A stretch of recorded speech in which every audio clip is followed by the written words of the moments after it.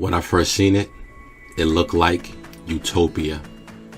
The mixture of brown shades filled the streets. You could feel the culture, you could taste it as you walked by. Married couples walked holding hands. It seemed simply beautiful. Brown faces of children playing and laughing in the street. Crime was at an all-time low. I think the report said 1%, and only because they watch out for each other. You don't leave men homeless on the street. You pick them up and give them a place to stay, especially if he looks like me. And in turn, he doesn't try to rob or harm you. He looks at you like a brother, no matter who his mother is. No one is trying to outdo anyone and show off. There's no fashion war. There's no money war. These brown faces don't hate the one besides them.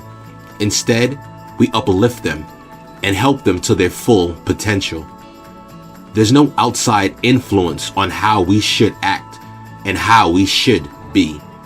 We look up to the ones in charge because they try their best to look after us. Our politicians do not accept contributions from major corporations.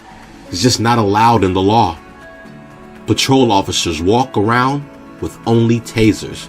Life matters here. It's not something to be thrown away. It's considered at every measure. It is not a joke. There's no financial insecurities here. This is a place where you can actually make it. Depending on your skills, you can do whatever you like. Education is free because knowledge is power. And we are building gods. We understand that our children are truly the future, and they must be smarter than anybody else in the world. Professors, with the help of parents, try to hone in on one skill at an early age in order to guide him or her to whatever path they choose. We're building excellence. We understand that. I personally know for a fact if we build our generation smarter, our society will be smarter. I am so happy this place exists. Social media is controlled by the people, not the corporations trying to sell things. There is a fee to join all social media sites. But once we pay, there's nothing for them to sell us. We don't have to worry about people stealing our identities or trying to sell our identities. Everyone is willing to work for whatever we have. We understand nothing is free, not even freedom. The majority of us are guided by morals. We have a great sense of decency. Our influencers do not spread hate and lies. Instead, they tell the truth and only spread facts. We go out of our way to be good people to each other. I am in utopia. This is paradise. I feel no fear as I walk down the streets. These are my people. No one will harm me. I know it's hard to believe, but you've been fed misinformation. People believing in groups like socialism or capitalism only fuel the fires to further discourse and hatred. We believe in people, not their money. We believe in you. We believe in our society, so we invest in it. Our laws are swift but just. Our government doesn't lie to people. It does not deceive them, even for their own good. This society is built on mutual respect. We have always been kind in our fiercest moment. We have always shown emotion. Before evil entered our world, we were peaceful. Even without color, our brown faces were happy. And now they are again. We are here. We are home. Thank you, Richard Bricks, for having this vision. This dream of this utopia. The things we had to do were not easy. And I know some of you were thinking it is not fair.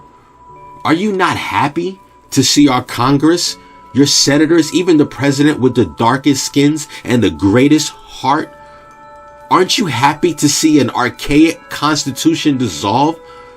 Are you not happy that the forefathers that were held so high and treated like gods are nothing, and their words have faded away in the wind? This man has created something for us all and sacrificed himself. We are here finally. Our dreams have materialized because one man's sacrifice. He knew they had to be eradicated. Since the existence of the colored ones, death has been prevalent among our species. He saw a way to extinguish it, to make a fresh, new start without the pestilence and plague that was in our world for thousands of years. He eradicated the false light and gave us new hope. I pray one day you understand his motives. If you look at history, they've always been violent. They called themselves conquerors, to go to another man's property and take it because they want to conquer it. All through history, you will hear about this. They are proud of it, how they have killed, murdered, and pummeled other countries to the ground. Nations that did nothing to them, and they wear it like a badge of honor. They made movies, called men heroes of taking lives of others. These people have enslaved men all through history. We will not be them. We will mourn a life of all races and beliefs. So I stand here today to mourn the people that enslaved us. The men and women that lied to our faces and sold us misinformation to trick us. I mourn your death and wish you no more pain. I apologize for my people eradicating your whole entire population. I hope you understand there was no options. Your kind was a plague on this earth, and I mourn your death as I praise our life. You should be more careful on who you let into your society. Brick Wall Stories.